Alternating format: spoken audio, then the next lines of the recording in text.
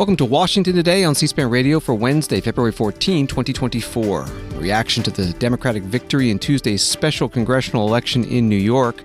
The U.S. House Democratic Leader Hakeem Jeffries, also from New York, says Tom Suozzi talked about fixing problems and won. Extreme MAGA Republicans lost, and hopefully they will learn their lesson. But the Republican House Speaker Mike Johnson says the result is not something that Democrats should celebrate too much. Their candidate ran like a Republican. Speaker Johnson also saying today the House will not be jammed by the Senate into taking up the $95 billion foreign aid bill for Ukraine, Israel, and Taiwan because the bill does not have meaningful U.S. border security changes. Defense Secretary Lloyd Austin, just out of the hospital, gives a virtual speech to the group of countries supporting Ukraine's fight against Russia. House Intelligence Committee Chair Mike Turner calls on the Biden administration to declassify information related to an unspecified serious national security threat. Both the White House National Security Advisor Jake Sullivan and House Speaker Mike Johnson not giving much detail, but saying there is no cause for alarm. 3 Washington, D.C. police officers shot and wounded trying to serve an arrest warrant, and this comes up at today's White House news conference with the Press Secretary Karine Jean-Pierre. Plus, the CBO Director Philip Swagel testifies before the House Budget Committee about the growing U.S. debt. Story from Associated Press, Democrat Tom Suozzi won a special election for a U.S. House seat in New York on Tuesday, coming out on top in a politically mixed suburban district in a victory that could lift his party's hopes heading into a fiercely contested presidential election later this year. Suozzi defeated Republican Mazi Pilip to take the seat that was left vacant when George Santos, also a Republican, was expelled from Congress. The victory marks a return to Washington for Suozzi, who represented the district for 3 terms before giving it up to run unsuccessfully for governor. That was from Associated Press. Tom Suozzi beat Mazi Pilip 54 to 46%.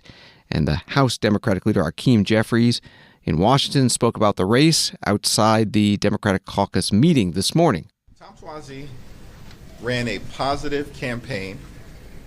Tom Suozzi talked about fixing problems like the challenges that we have at the border. Tom Suozzi talked about common sense solutions and finding bipartisan common ground. Tom Suozzi won. Extreme MAGA Republicans lied about Tom Suozzi, lied about the nature of the border crisis, lied about House Democrats, lied about what is actually happening or not happening in the Congress. Extreme MAGA Republicans lost. Hopefully they'll learn their lesson and actually stop playing politics and start governing for the American people.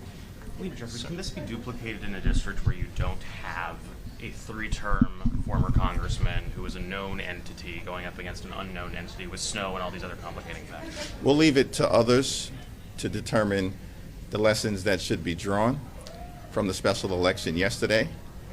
But there's a clear pattern that goes all the way back to November of 2022, when the expectations from the so-called experts were that Democrats would lose 40, 50, 60 seats, lose the Senate, lose all the governorships. The exact opposite happened.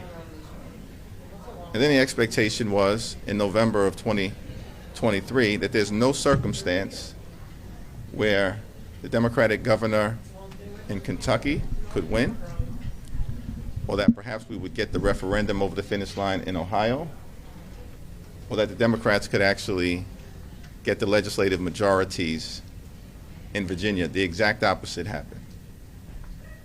And then we had a special election yesterday in New York that was entirely consistent with every single thing that the American people have been doing for the last few years. In the toughest swing district in New York, by far. It's not even close in terms of the others.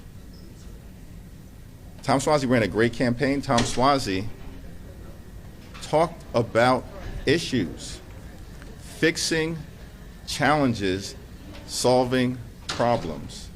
And there certainly are lessons to be learned in that regard from other candidates as we approach November.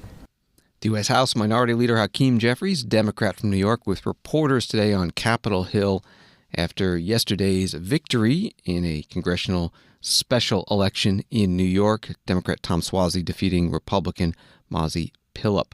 White House spokesperson Andrew Bates with a statement calling that special election a devastating repudiation of congressional Republicans. He writes Tom Suozzi put support for the bipartisan border legislation and congressional Republicans' killing of it for politics at the forefront of his case, and the results are unmistakable. The U.S. House Speaker Mike Johnson, Republican of Louisiana, asked at a news conference today about the takeaways from the special election. Speaker Johnson, last night there was about a 9-point swing from Republicans to Democrats in New York 3.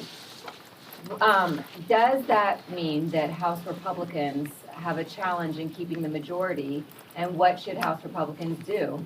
No, the result last night is not something, in my view, that Democrats should celebrate too much. Think about what happened there. They spent about $15 million to win a seat that President Biden won by 8 points. They won it by less than 8 points.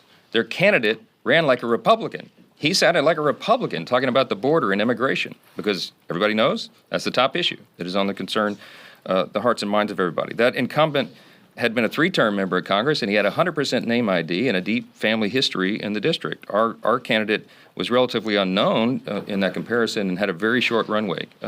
She ran a remarkable campaign. There was a weather event that affected turnout. There are a lot of factors there. That is in no way a bellwether of what's going to happen this fall. We are absolutely convinced. I've been to 17 states in the last 12 weeks. I'm telling you, whether I'm out west, on Long Island, in the Deep South, Mid-South, in Midwest, it doesn't matter. There is a fervor among the American people, and it is bipartisan. People know that this country is on the wrong track. 74% in the latest poll believe that the country's on the wrong track. Why? Because of the leadership from the White House. They see what is happening. President Biden has the lowest approval rating of any president who has ever run for re-election. I think it's 37% in the latest poll. It goes down precipitously. And the reason is because of all the things we talked about today. It is a total lack of leadership.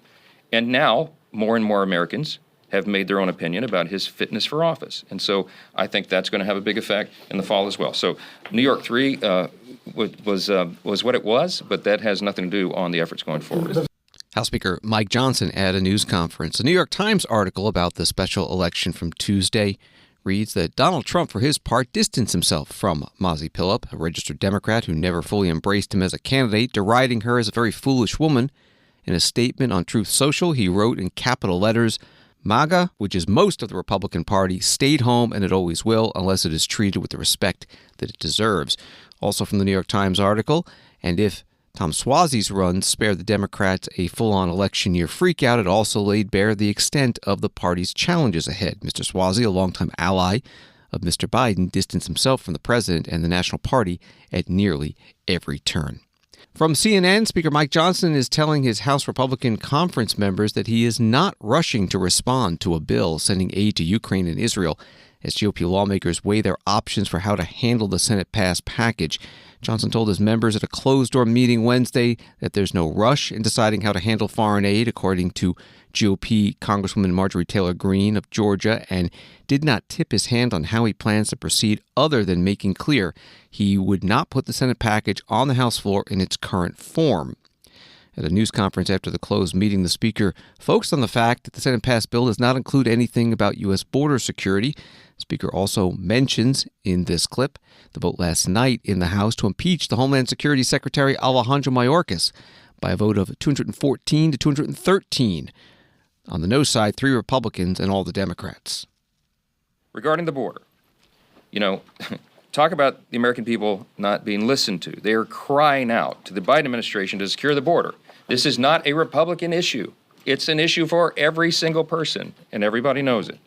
We know the stories of children being poisoned by fentanyl and cities being overwhelmed by migrant surges. We know House Republicans have shown that we are listening to and holding the administration accountable for this catastrophe. We're listening to the people. We're taking action to hold Biden accountable. Last night, the House voted to approve articles of impeachment against Secretary Mayorkas. Desperate times call for desperate measures. We had to do that. He has abdicated his responsibility, he's breached the public trust, and he's disregarded the laws Congress has passed. But much more has to be done, of course, to secure the border. And what the Senate produced this week is silent on that issue.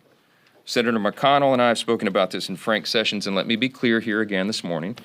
The Republican-led House will not be jammed or forced into passing a foreign aid bill that was opposed by most Republican senators and does nothing to secure our own border. It's time for Washington to start showing some love to Americans. On Valentine's Day, this is a good day to point this out. You need to listen to the American people and their needs and take action. And that's why House leadership will continue to govern with Americans' interests at heart. House Speaker Mike Johnson at a news conference on Capitol Hill. At the White House, the Press Secretary Karine Jean-Pierre asked about how the Senate will be dealing with the impeachment trial of the Homeland Security Secretary Alejandro Mayorkas, and also about House Speaker Mike Johnson's repeated request to meet with President Biden on U.S. border security. Is the White House confident that the Democratic-led Senate can and will move quickly to dismiss the impeachment case against Secretary Mayorkas? So, look, here's what I can say. And you saw the president's statement yesterday, last night on what occurred in the House.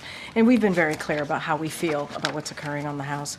I do want to just, I know we've gotten this question a couple times. I do want to say that the president did connect with Secretary Mayorkas earlier today.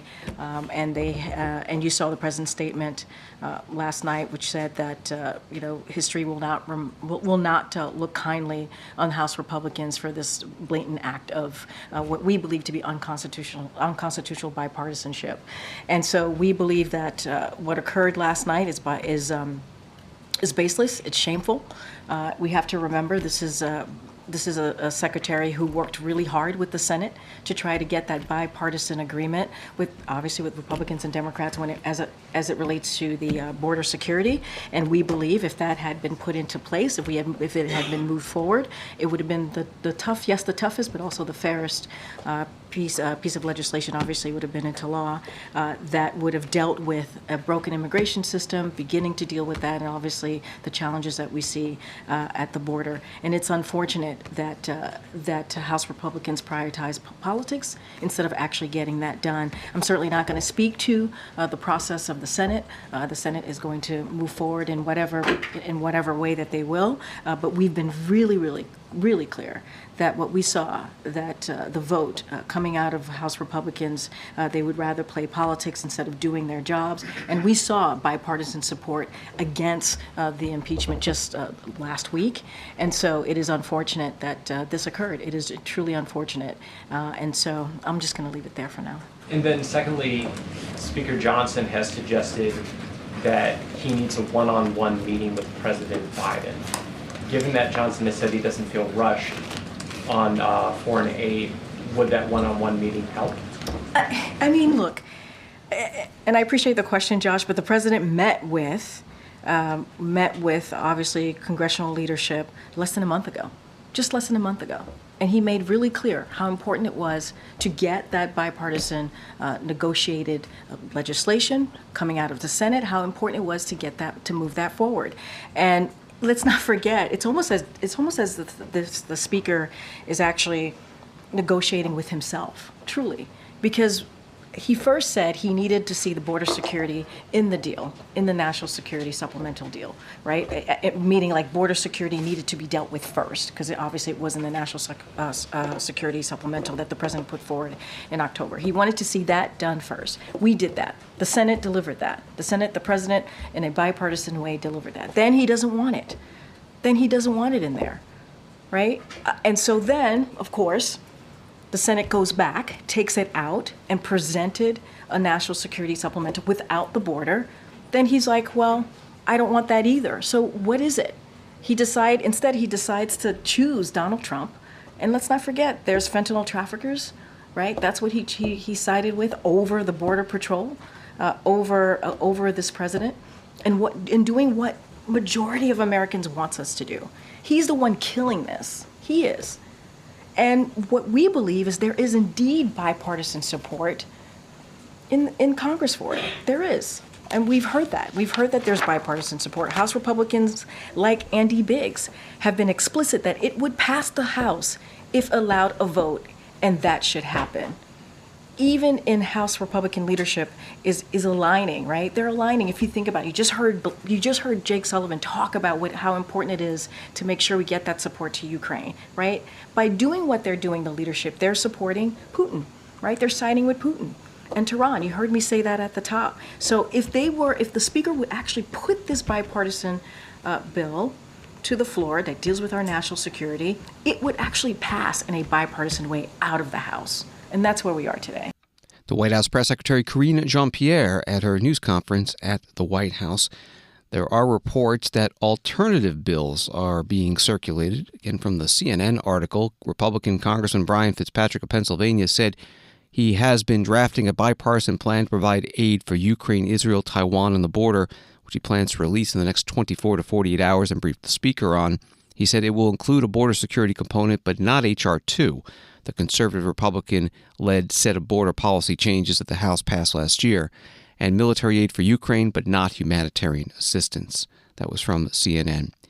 As Karine Jean-Pierre mentioned, joining her at today's briefing was the National Security Advisor at the White House, Jake Sullivan, who also called on the House to pass the $95 billion foreign aid emergency supplemental spending bill that just passed the Senate.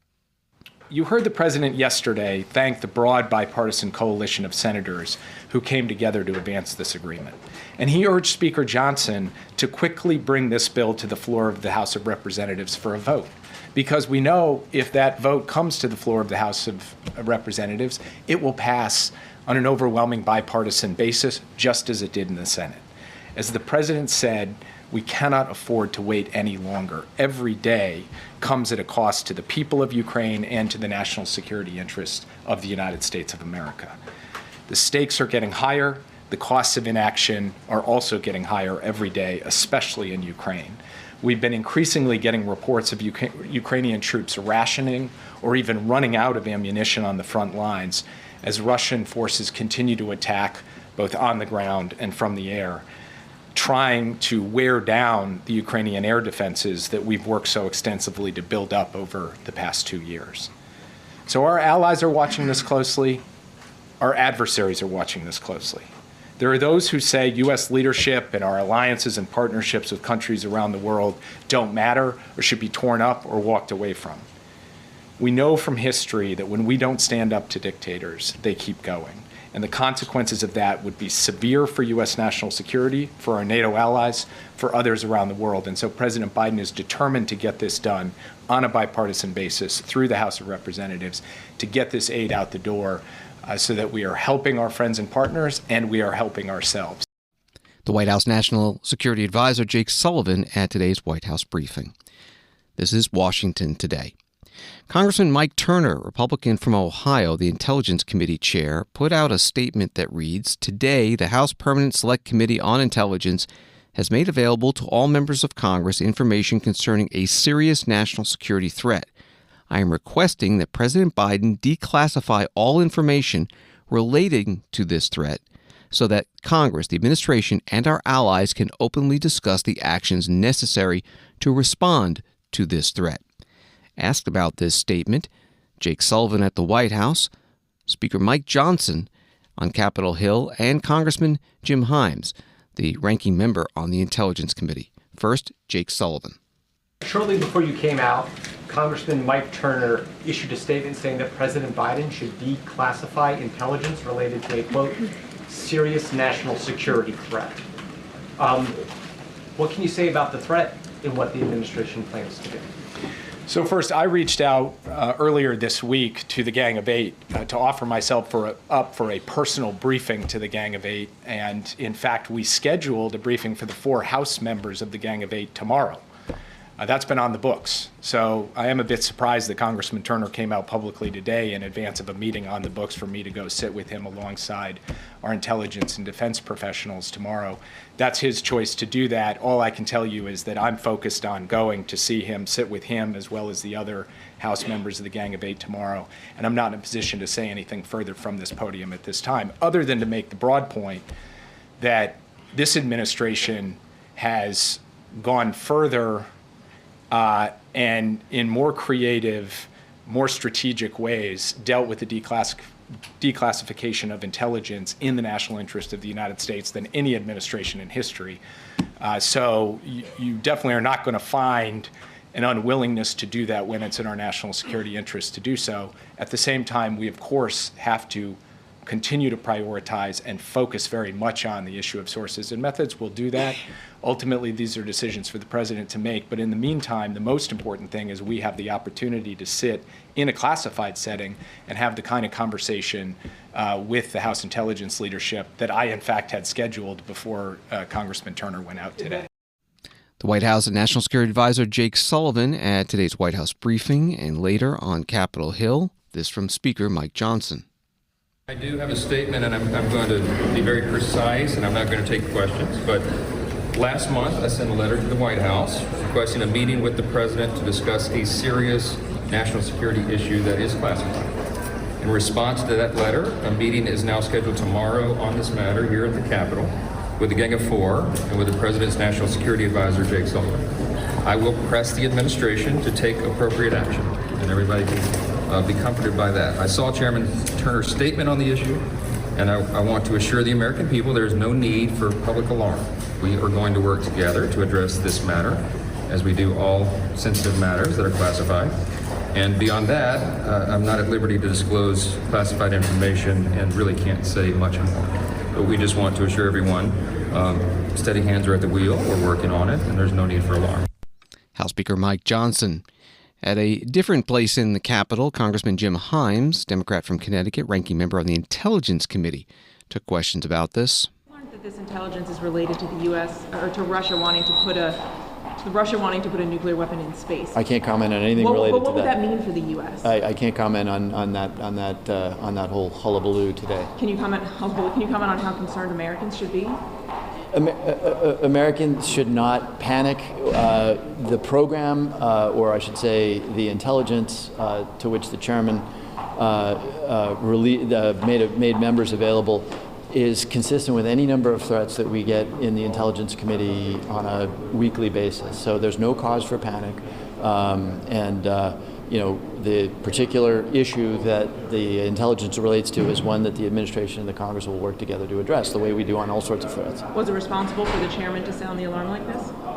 I'm not going to characterize what I think about the chairman's thing, other than to say there's really no cause for panic or alarm around this particular piece of intelligence. Congressman Jim Himes, ranking Democrat on the Intelligence Committee, meeting with reporters. A Politico article reads, a vague warning by the chair of the House Intelligence Committee about a serious national security threat Wednesday is related to Russia and space, according to 3 people familiar with the matter. The U.S. has been concerned about Russia's advancement in space for years, while the people did not provide much in terms of details. One of them said the intelligence is related to Moscow's weaponization of its orbital systems. And a note about the House schedule from the Hill. Speaker Mike Johnson abandoned plans to bring a bill to the House floor this week that would reauthorize the nation's warrantless spy program, a second failure to consider legislation that has sparked a battle between 2 powerful committees.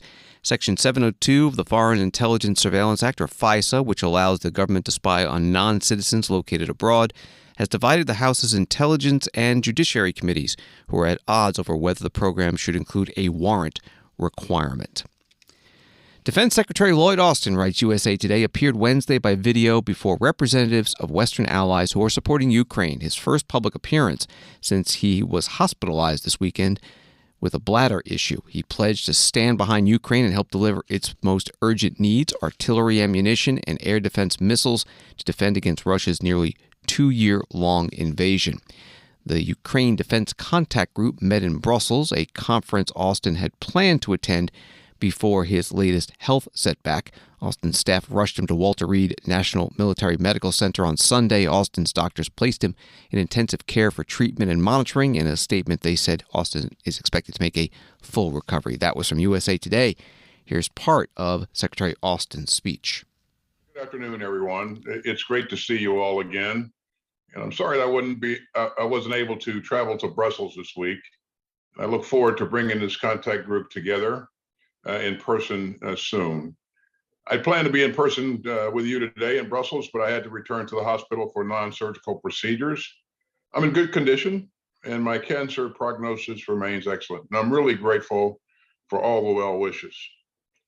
Thanks for working across time zones to join us for the 19th meeting of this contact group. As always, I'm glad that we're joined by a distinguished delegation from Ukraine led by Minister Umerov. Rustam, it's great to have you with us again. And I move that so many allies and partners from around the globe are with us today. That's a testament to this coalition's resolve and unity, and we won't back down. Ladies and gentlemen, later this month, we will mark 2 full years since the start of Russia's full-scale invasion of its peaceful and democratic neighbor, Ukraine. When Putin launched his unjust and unprovoked war of choice, he was betting that Ukraine would fold. But he couldn't have been more wrong. Ukraine fought Putin's invasion with incredible courage and phenomenal skill. And nations of goodwill around the world rallied to Ukraine's cause. The countries of this contact group, almost 2 years later, are still united in common purpose. The Kremlin keeps on betting that we will all lose interest in Ukraine and that our support will flicker and fade. But I am more determined than ever, and I know that you are as well. Defense Secretary Lloyd Austin speaking remotely to representatives of member nations of the Ukraine Defense Contact Group, over 50 of them. NATO defense ministers will be meeting at NATO headquarters in Brussels on Thursday, discussing the war in Ukraine and other common priorities. Another Washington, D.C. figure is back to work after a health-related absence. Congressman Steve Scalise, Republican of Louisiana, the majority leader, was away for 6 weeks being treated for blood cancer, and he returned yesterday to Capitol Hill. Today, he was at the House Republican Leadership News Conference. It is great to be back, and even more importantly than that, it's great to be in remission from cancer. It's been a long battle, about 6 months long. But God answers prayers, and there have been a lot of prayers, and thank everybody for the support and prayers along the way. And you surely don't get through this alone. But I was looking forward to coming back, and now it's great to be back. It's great to see all of you. Happy Valentine's Day to everybody, especially happy Valentine's Day to my wife, Jennifer. So she's back home. The House Majority Leader, Steve Scalise. Washington Today continues in a moment. Hi, this is Rachel from C-SPAN's podcast team. I'd like to introduce you to one of the producers here at C-SPAN, my colleague Sean. Thanks, Rachel. If you're a fan of Washington Today, we think you'll also like our evening newsletter, Word for Word, which brings you a recap of the day's most important political and policy events delivered right to your inbox. Read about what happened on Capitol Hill and at the White House, and watch video highlights featuring the day's newsmakers. Hear them word for word. Join our community of informed listeners and viewers. Head over to cspan.org/connect and subscribe to Word for Word today. Thanks for listening and staying connected with Word for Word. Subscribe now at cspan.org/connect. Thank you. Welcome back to Washington Today, available as a podcast on the free C-SPAN Now mobile app. That's C-SPAN Now, and wherever you find your podcasts. 3 D.C. police officers, writes the Washington Post, serving an arrest warrant related to animal cruelty, were shot and wounded Wednesday morning near Benning Park in southeast Washington, and an armed suspect remained barricaded inside a residence, continuing to fire at those on the scene, authorities said. The city's police union said the injuries did not appear to be life-threatening. The White House Press Secretary Karine Jean-Pierre was finishing up her news conference at the White House when a reporter asked about this, and she came back to the lectern to address it. We'll see you tomorrow. Karine, the 3 police officers shot today in D.C. Yeah, I'll say something about that because I think that's important. Give me 1 second. There were 3 police officers shot No. while trying to make an arrest. No, I understand. Okay. I understand. I got you. So let me just say a couple of things here. First and foremost, our hearts go out to these officers and their loved ones. The president is praying they make full recoveries, and he is deeply grateful for the sacrifices police officers make to keep our communities safe. This shooting is yet another distressing and painful reminder of the toll gun violence is inflicting on families, on our communities, and obviously on our nation. It's why the president has taken executive actions to help keep guns out of the dangerous hands, and DOJ is implementing the new gun trafficking law in the Bipartisan Safer Communities Act, but it's not enough. We need the Republicans in Congress to act. We need them to be willing to make sure that communities are safer. That's what we continue to ask them to do. The president is going to continue to take action to fund the police with billions of dollars in his budget that he's put forth every year, but he needs Republican lawmakers in Congress to make sure that they put law enforcement first as well as the president has been doing. And to follow up, Yeah. in D.C., homicides are up, crime is up, carjacking spiking. Simple question. Does the president believe the nation's capital is safe for Americans from across the country to come visit? I mean, look, we hear the reports and see the data as well. And all violent crime anywhere is completely unacceptable, not just here in D.C. We're going to call them all out in communities across the country. Everyone in every community in this country wants the same thing. They want their families to be safe and not get into politics on this. The president is wanting to make sure that communities feel safe, and we're not seeing that from congressional Republicans. We're just not. They continue to get in the way. The president has taken action. He puts that in his budget every day, making sure that we make communities safer, and we're just not seeing that from Republicans. And so we're going to continue to do our job here.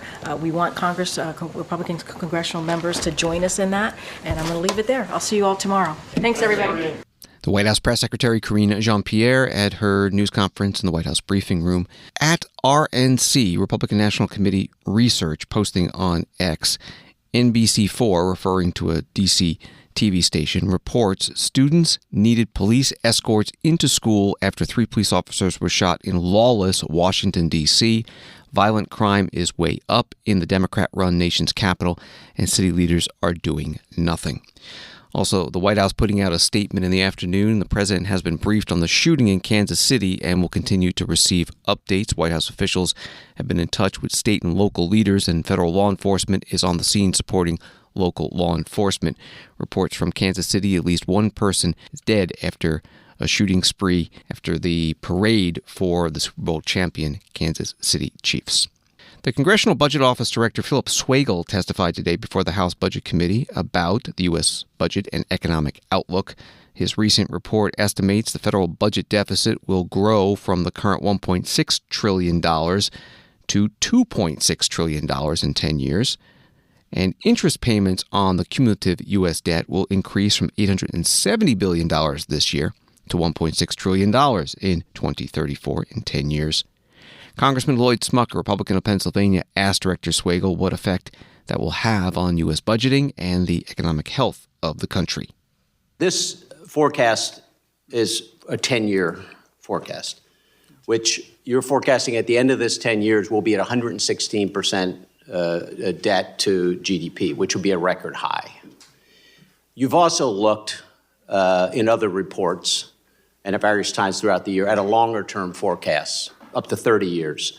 Can you explain to us what debt to GDP looks like in those forecasts at the end of a 30-year period? No, thank you. And in the 10-year outlook at the very back, we have a box that gives a preview of that 30-year report, but it's something that we're working on now and we'll have out in the spring. And the challenge that the high deficits continue out into the future, and therefore debt mounts and goes north of 150% of GDP by the end of that 30-year horizon. Over 150%. One of your reports, I think, had up to close to 180%. That's right. It's getting close to that. It's still about right. Almost getting close to double, which is something that every member of Congress ought to be concerned about. Correct? That's right. Can you tell us a little bit, like it's not sustainable, I think you've talked about that. What's a sort of a best case scenario? It's going to be rising interest rates that are going to impact the ability of the government to fund anything. And worst case scenario would be what? No, that's right. Based on what's happened in history. Right. So net interest payments, the rising net interest payments will crowd out other activities, the other choices that you as policymakers have. And the worst case scenario are risks of instability, of financial instability, if global investors doubt the willingness of the United States to pay its debt without giving in to high inflation. And that would be a sovereign debt crisis.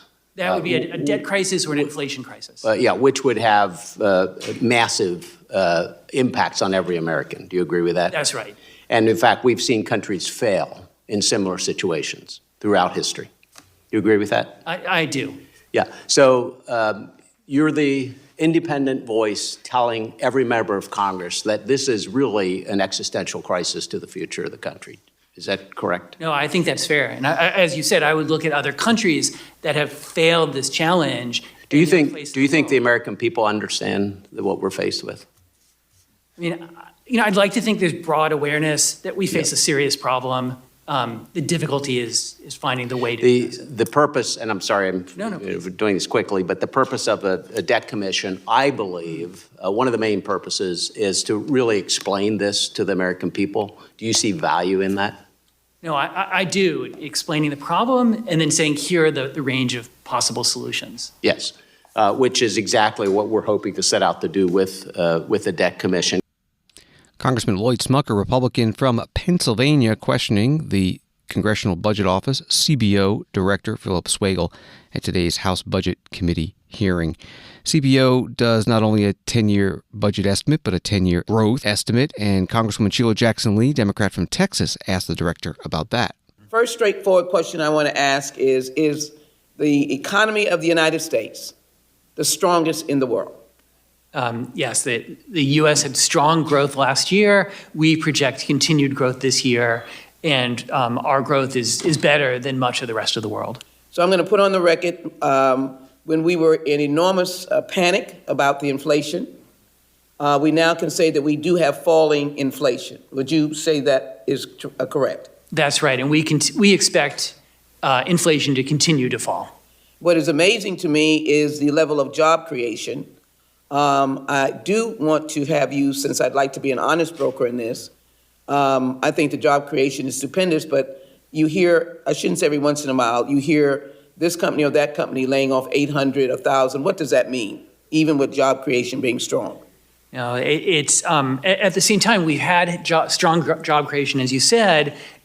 There's been adjustment in some sectors. The tech sector has faced adjustment in particular.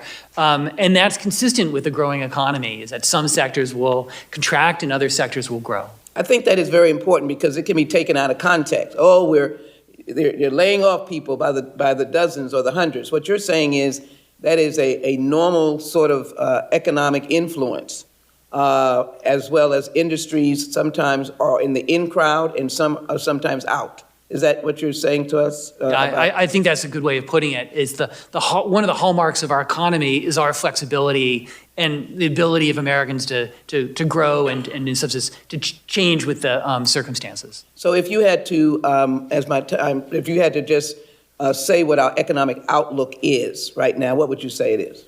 So I think our economic projection is overall a positive one. We do expect the economy to slow a bit this year as the Fed's interest rate hikes, continue to bite into the economy. Then we expect, some recovery next year, but continued growth, continued low unemployment, continued job creation. CBO Director Philip Swagel, questioned by Congresswoman Sheila Jackson Lee, Democrat from Texas.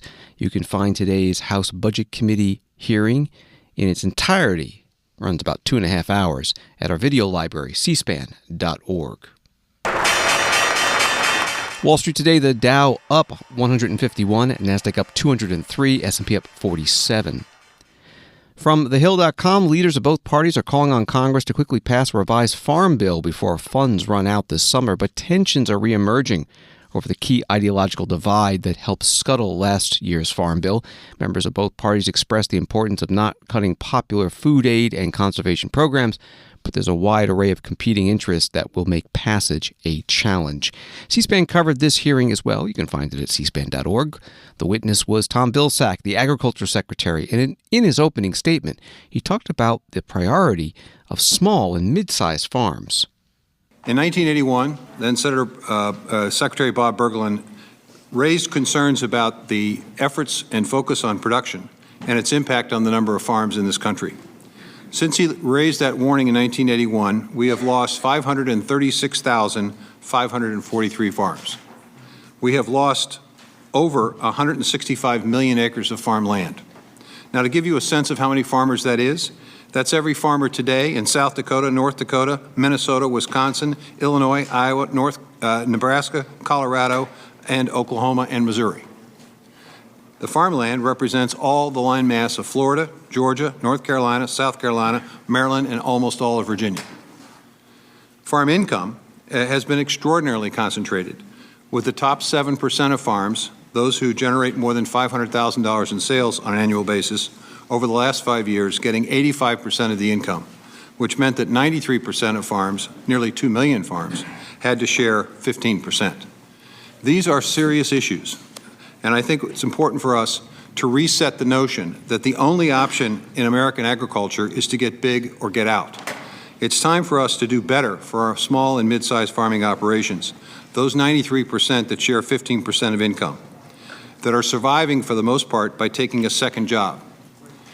I think we need to create for our farm families ways in which the farm, not the farmer, can create additional income. The Agriculture Secretary Tom Vilsack, his opening statement before the House Agriculture Committee today.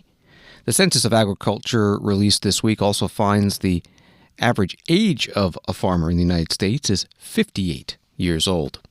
The first question at the hearing to Secretary Vilsack from the committee chair, Republican Glenn Thompson of Pennsylvania, was about California's Prop 12 law that tightens animal welfare requirements for pork products sold in California.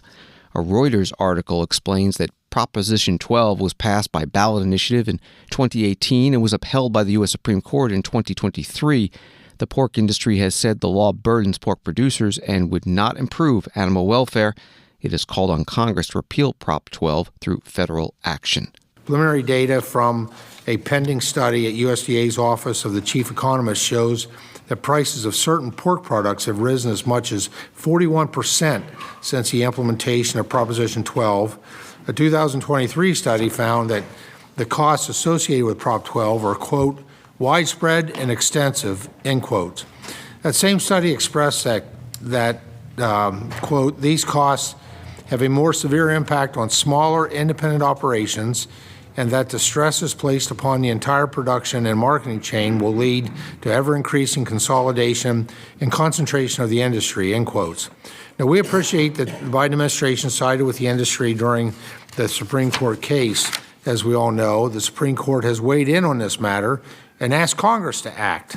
When thinking about the stated goals of this administration and your very own testimony to serve small producers, can you speak to the economic harms from Proposition 12? And quite frankly, if pork prices are going up for consumers and costs are going up for producers, who's winning here?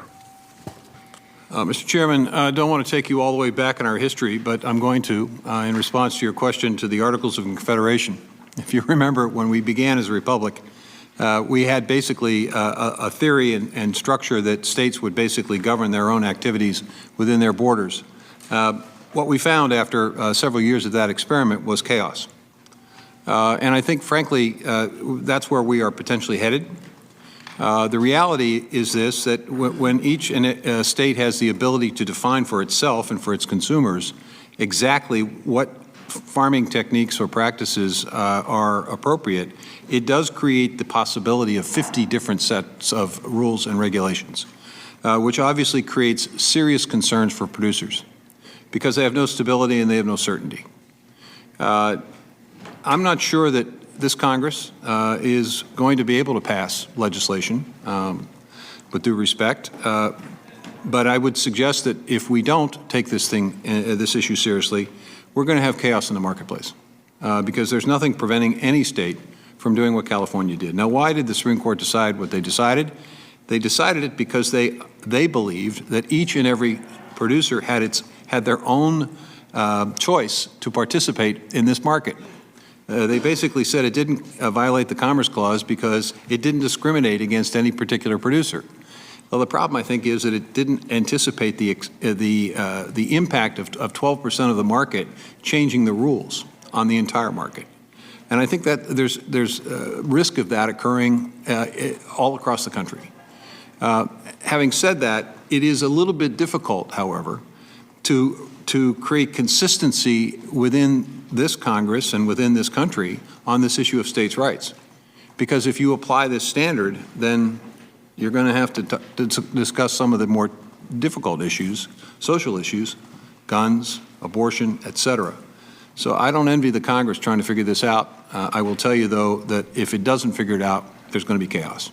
The Agriculture Secretary Tom Vilsack, questioned by the House Agriculture Committee Chair Glenn Thompson. And finally, on this Valentine's Day, a number of members of Congress, House and Senate, are posting using the hashtag Valentines for Vets. And Josh Gottheimer, Democrat from New Jersey, included this video. Hey everyone, we're at the New Jersey Veterans Home here right in Paramus, New Jersey. And we're gonna go see some veterans. I just left a wonderful school in Leonia where these children, not just in Leonia, but all across Bergen County, made cards for veterans for Valentine's Day. So Valentines for Vets, that's why we're going in right now, to give these Valentines out, to say thank you to our veterans for all they've done for our great country, the greatest country in the world, and to give them a little love on Valentine's Day. Thanks so much. Congressman Josh Gottheimer, Democrat from New Jersey. Video posted on X. Thanks for listening to Washington Today. Sign up for C-SPAN's evening newsletter, Word for Word, and get the stories making headlines in Washington sent to your inbox every day. Subscribe at cspan.org/connect. Have a good night.